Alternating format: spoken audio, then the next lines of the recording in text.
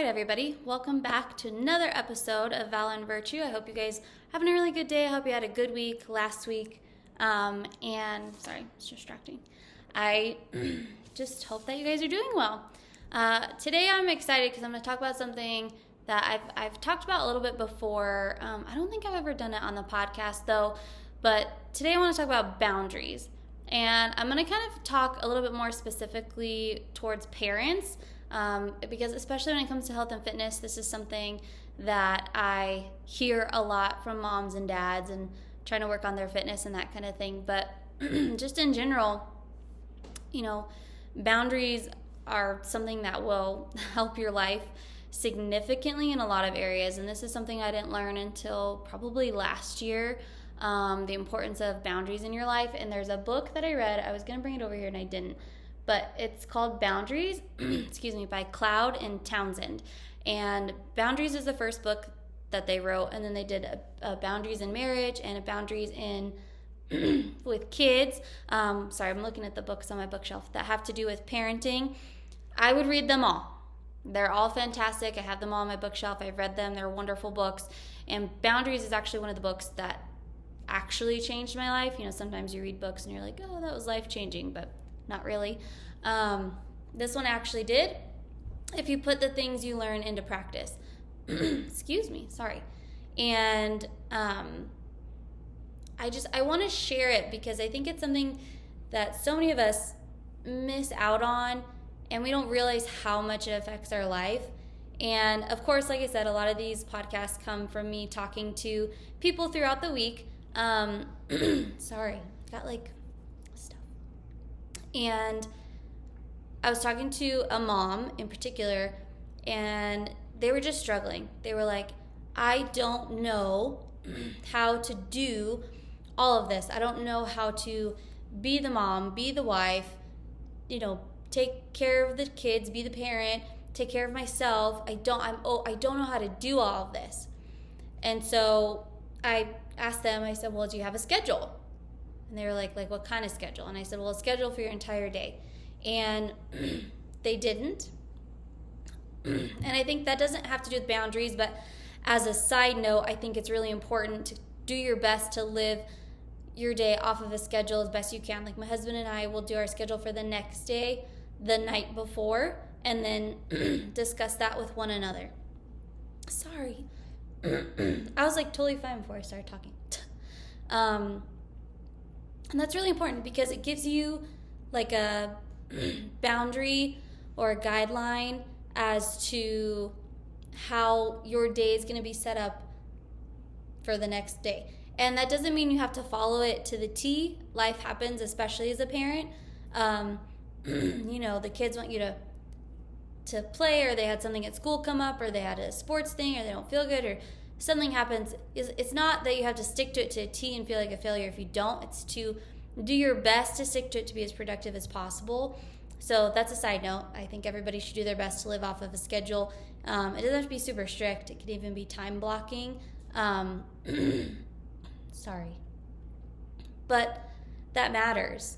If you don't have a schedule, you're just kind of willy-nillying about your day, right? And if you don't, it's kind of like budgeting, right? You should know where all of your money is going. And if you don't, your money will run you. Same thing with time. You should know where your time is going, because if you don't, your time will run you. And time is the most precious commodity that we have. And we're not ever going to stop it. We're not ever going to slow it down, but we can control what we do with our time. And so that's a total side note. Went down a rabbit hole about schedules, but I just think that everybody should run off of a schedule. So back to boundaries, they were telling me, no, I don't really have a schedule.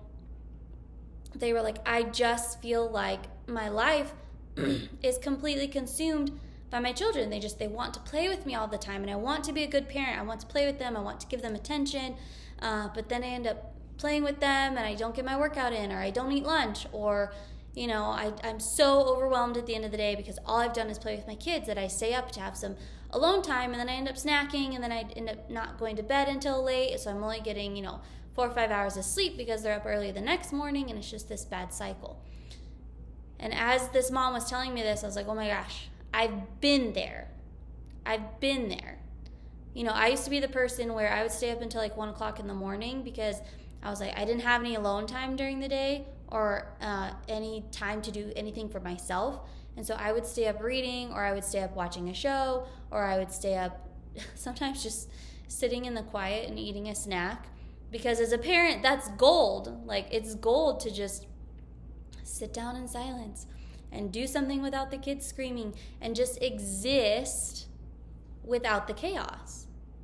But then I was doing the same thing. I wasn't going to bed until 1 o'clock. Well, the kids get up at 5:36, so then I'm getting 4 or 5 hours of sleep, and then I don't feel good because I'm tired, and then I'm grumpy, and then I'm like, oh, I'm so tired, I don't want to do anything, and we're snuggling on the couch to watch shows because mommy's tired, I'm unproductive, and it's just this spiral of things, right?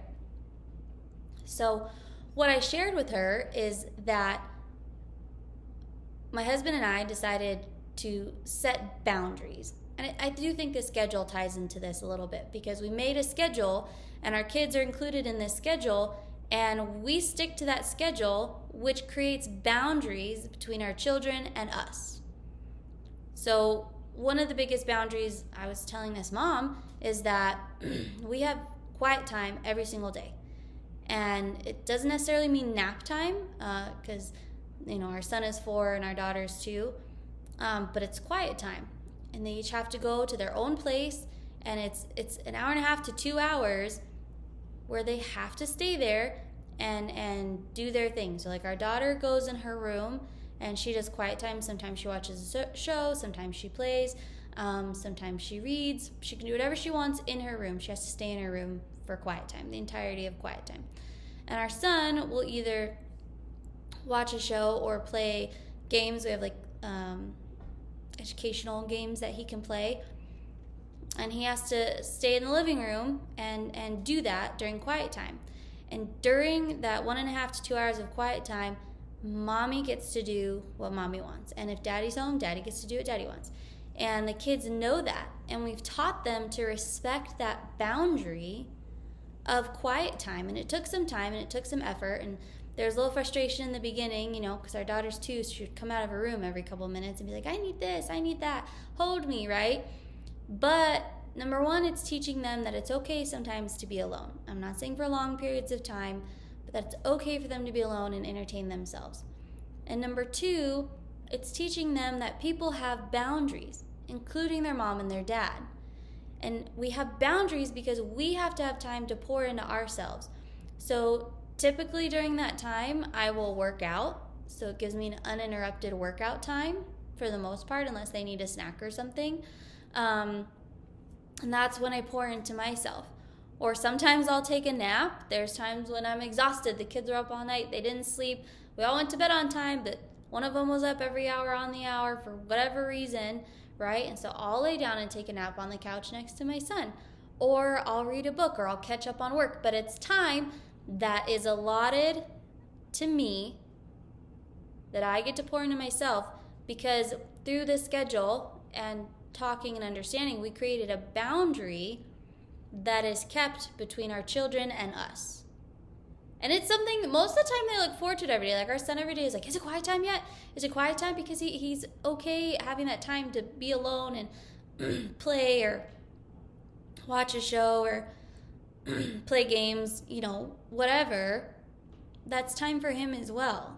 It's time without his sister. It's time without his parents, and the kids actually enjoy it. And I think what happens is that as we grow older, we think that we have to please everybody by saying yes to everything. And we can become overscheduled, overworked, overstimulated in life because we don't hold to our boundaries. So even if you look at outside of being a parent, you can look at boundaries in relationships, right? Like, maybe you work out every evening after work. Maybe that's when you decided, like, hey, I stop by the gym on my way home, and that's what I can do. And a friend texts you and is like, hey, come over for dinner, we're watching the game, whatever. And in your mind, you're like, oh, I'm supposed to work out today. I'm supposed to work out during that time. But I don't want to let this friend down. And so you start this conversation in your head of, all right, well, I can work out tomorrow, and they're not going to invite me over tomorrow, so I'm just going to say yes. I'm going to go over to their house and watch the game, and I'm not going to work out today. But then you're compromising on your boundaries. So you set these boundaries and you're now compromising on them because you want to please other people. Again, I've been there. I typically work out kind of midday, and Wednesdays is a half day at school, and we live in a cul-de-sac, and sometimes, especially in like the spring, all the kids will go out after school, and that's typically my workout time. And so sometimes I'd be like, oh, it's Wednesday, I forgot, and I would just be like, all right, yes, we can all go play, and I would just be like, I'm not going to work out today. That's me compromising on a boundary that I set up where I'm like, this is my workout time. This is my time to do what's important to me. And I compromise on that because I'm like, I don't want the kids to be upset, and I don't want the other moms to think that I don't want to see them or I don't want to hang out with them or that the workout's more important to them, right? We start placing, things above our boundaries, and then we end up compromising them. And that's why most people aren't successful in their health and fitness and in their life, because they constantly compromise on their boundaries. For instance, say your boundary is, maybe say you decide to just eat whole foods only. And you've let everybody know that, but then your family's like, hey, it's a birthday dinner, come over. And they're like, oh, like, just don't worry about it. You can just, you can not eat your diet for one night, etc. They're pushing your boundary. I'm not saying they're doing it to be hurtful or harmful or anything like that, but you have to be like, hey, it's my boundary to eat like this. It's what I'm choosing to do, and I don't appreciate you saying that. I would really like your support. And most of the time people are like, oh, I'm so sorry, I wasn't trying to push anything. Like, is there food you want to bring, or is there something I can cook for you, whatever. But most of the time we don't speak up to protect the boundaries that we've set up in our life, or we don't hold to them. And so we let people encroach on them, or we bring them down ourselves, and then we're upset at other people. Like, for instance, if you had a friend in your life that was kind of like a friend, and they, maybe they didn't support like your family rules. Like, maybe you've told all your friends, like, hey, our kids go to bed at, well, let's just say family. I don't know. This may be a better example. They say, hey, our kids go to bed at 7:30 every night, so if we can do family events earlier in the day, that would be helpful. But if this family member schedules family events for the evening every single time, maybe they're like, dinner starting at 6:30, and you're like, okay, well, our kids go to bed at 7:30. That might be frustrating because they're not respecting the boundary you set up, but you're bringing down your own boundary when you're like, yes, we'll be there. Why would they respect your boundary if you're not even going to respect it? It might be hard, and it doesn't feel very good sometimes because it feels like confrontation. But if you don't hold to your boundaries, other people aren't going to respect them either. If you can't respect the boundaries that you set up, nobody else is going to respect it either. Why would they? They're like, well, yeah, they said their kids go to bed at 7:30, but they come to the dinners at 6:30 every single time. So why would we change that? But when you start to say, hey, we're not going to be there, like, I'm so, it means so much to me that you invited us. We would love to be there, but our kids go to bed between 7 and 7:30, and we like to keep to a schedule. So we're not going to be there. If you do a lunch next time, we'll totally be there. We'd love to be there. We're sad. We're going to miss you guys. That's holding to your boundary, and it's without creating confrontation. It's just saying, this is our boundary. We're going to hold to it because this is what we set up, and we're asking that you respect it. And if you don't, that's fine. We just won't be there. Doesn't mean we don't love you. Doesn't mean we don't want to be around you. This is just a boundary that matters to us. And you can do the same in your health and fitness. If you say, this is what time I work out every day. I've even had this conversation with my husband where he was like, oh my gosh, I feel like, you sometimes put your workouts over like when I want to hang out with you. And this was early in marriage, by the way. And I was like, hey, I hear what you're saying. I hear that you feel that way. This is so important to me, and it's my boundary of my schedule that this is what time I work out every day. And so if you can please just respect that I need this hour to go take care of myself and pour into myself, take care of my health and fitness, then I can better pour into our marriage because I'm feeling healthy, because my health is taken care of. And he began to understand that it had nothing to do with the fact that I didn't want to hang out with him. Of course I wanted to hang out with him. He's my husband. However, I needed to stick to what I said I was going to do and hold that boundary to take care of myself. Because this is where I think boundaries struggle, and where I think health and fitness struggles, especially as we get older and as we become parents, is that we begin to serve everybody else in our lives. And there's nothing wrong with serving people. There isn't. Right? But for a lot of us, there comes a point where we begin to be walked on and we look at it as servanthood. Saying yes to your kids all the time is not always serving them.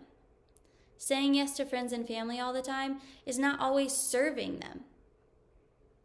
It's saying, hey, I'm the yes man. I'll say yes to anything to make everyone happy, and now you've become a people pleaser and a doormat.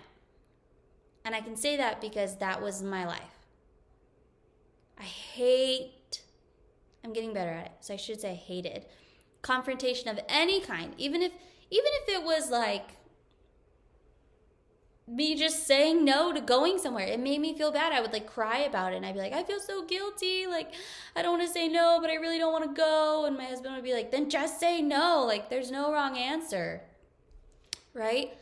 And I think when we learn to set boundaries in our lives of what's most important to us and hold to them, then people, like I said, will begin to respect our boundaries, and then we are able to feed ourselves to be able to pour into others. And I just think it's so important as a parent, as a spouse, as an employee or an employer. And you hear everybody say, oh, you can't pour from an empty cup. I'm not saying that you can't serve people at all if your cup is empty. I think sometimes, maybe you're having a bad day, and going and serving people, like loving on them or buying your best friend a coffee or, buying your husband lunch, that is serving them. And I think that will fill your cup in turn, even if it's empty. But I think there's a difference. Most people think of serving people as giving 100% of yourself no matter what. Like, it's ultimate servanthood to just give 100% of yourself to everybody around you because that's what you're supposed to do. And I disagree. My husband and I get up early every morning before the kids get up. He gets up at 5:30. I get up at 6:30. And he has 2 hours to himself before the kids ever wake up. So he gets his workout done, he reads his Bible, he does his prayer, he does his journaling, he reads a book, he makes his coffee, and he just sits in the quiet and reads his coffee. So that first hour is he gets to work out, and then that second hour is he just gets to be essentially alone and pour in his own cup before the kids ever wake up and before he goes to work. I wake up an hour before the kids get up, and I will pray, I will read my Bible, I will do school, and then if I have time, I'll start a little bit of work.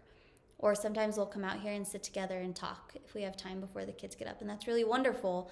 Just have time for the two of us, and that is a sacrifice to, wake up that early in the day and, do it every day, but it's brought so much fulfillment in our lives because we're getting time to fill up our cup to be able to serve our children, to be able to serve, for Mark, his coworkers, for me to be able to serve my husband. And again, part of keeping that boundary is that we go to bed earlier. So like when people invite us over for late night things, we don't typically do it unless it's the weekend. Like, we just don't, because that's a boundary of ours. We're going to go to bed early so we can get up early so we can fill our cups so we can be more for people. And so, I want you guys to just consider this week, like, what are some boundaries you wish you had, or what are boundaries you say you have, and are you holding to them? Like, honest to goodness, are you holding to them? And it might burn some relationships. But I'm going to tell you right now, if you have somebody in your life you feel like you always have to say yes to and you don't want to, that's not a good relationship. They're not benefiting your life. They're not pouring anything into it. And this is something that they kind of talk about in the book. And so, I'm going to kind of paraphrase, and I would absolutely read the book. But something I learned from reading the book is the value of the relationships that you have and the boundaries that get kept in them. And if you have people in your life that won't respect your boundaries at all, then they shouldn't be in your life, friends or family. And I'm not saying you have to completely excommunicate them, never talk to them again, remove them, whatever. But if someone is not benefiting your life in some way, shape, or form, and I think each person that comes into our life can fill a different part of our cup, but if they're not bringing any positivity in and they're taking time away from what's important to you, then they shouldn't be in your life. And that sounds really harsh, but there's a lot of freedom in removing friendships out of obligation. And even when I say friendships, sometimes that does come into family. It doesn't mean you don't have to see them. It doesn't mean, you don't have to love on them at holidays. It doesn't mean you can't talk to them when they talk to you or go over when they invite you if you want to. But having a healthy understanding of boundaries in all relationships is going to drastically change your life. And it's hard. It's hard to say no. It's hard to put your foot down and be like, no, this is my boundary. This is what I'm doing. Whether that's you and your husband, whether that's you and your children, you and your workouts, you and your diet, you and your sleep schedule, they're all boundaries that have to be kept and respected by the people you choose to have in your life. And your life is never going to move forward unless they don't. And there's tools in those books that they give you to help people, help people around you respect the boundaries that you set. But I'm telling you guys, it was like life-changing for me. It was so eye-opening how many things I said mattered, how many boundaries I said I had, but I didn't hold to them. And how much it was hurting my self-development, my self-progress. And when my husband and I finally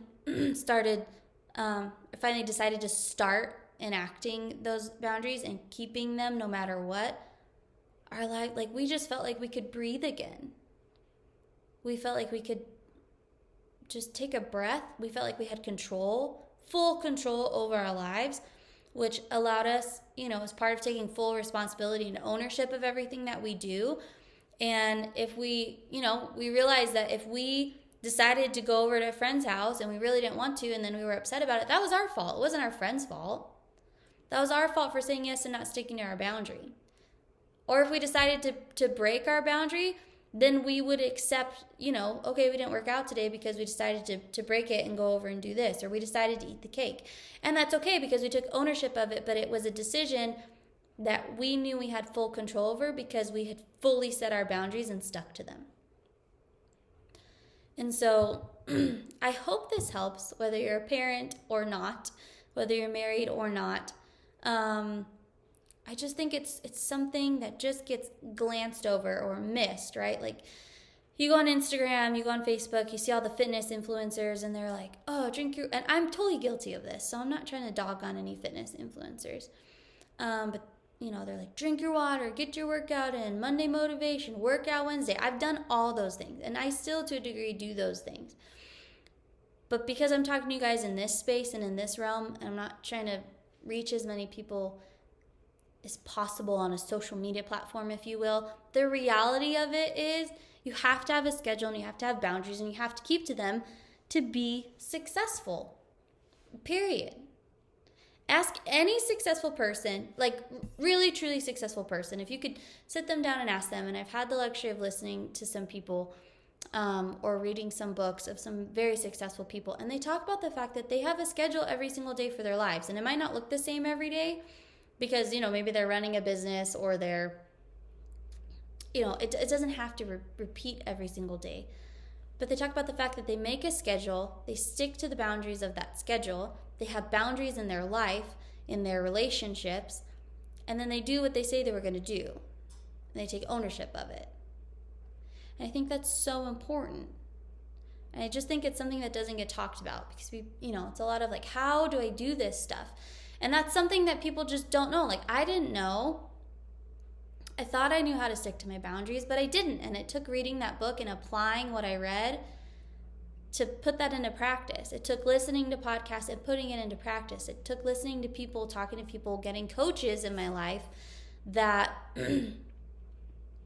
I listened to, and I put what they said into practice.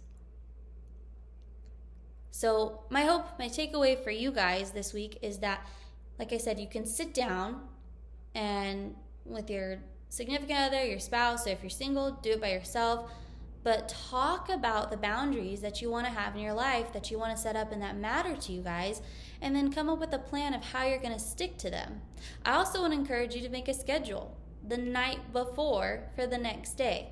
What do you have? Do you have doctor's appointments? Do you have to go grocery shopping? Do you have to go to the kids' school for a play? Or is there a project your kids have to get done? What is your work different? Are you off? What does all of that look like? And schedule the most important things first, which include working out, movement of some kind. I'm always going to bring it back to health and fitness. Schedule the important things, the things that you can't compromise on, and then build everything else around it. Fill everything else in around it. So time for yourself should not be compromised. That should be a boundary. Even if it's 30 extra minutes in the morning. You can get up 30 minutes earlier. You can. I promise you can. There's no excuse not to. So fill your cup, and I say first thing in the morning because it sets up your day. I'm not a morning person. I do not like getting up early. I never have. You can ask my parents. There's running jokes in the family about it. I don't like mornings. I've learned to love the mornings, especially as a mom, and the serenity that it brings waking up before my children and filling up my cup. So dads, if there's any men listening and you're a dad, you need to do the same for yourself, because you'll be a better husband for your wife and you'll be better for yourself. So first thing on your schedule is time for yourself. You guys can do whatever you want and you stick to that boundary. Second thing on your schedule is probably your job if you work, so put that down, because you can't compromise on that. And then the next thing needs to be working out to some degree. That could be a walk, that could be stretching, that could be swimming, going to the gym, playing basketball.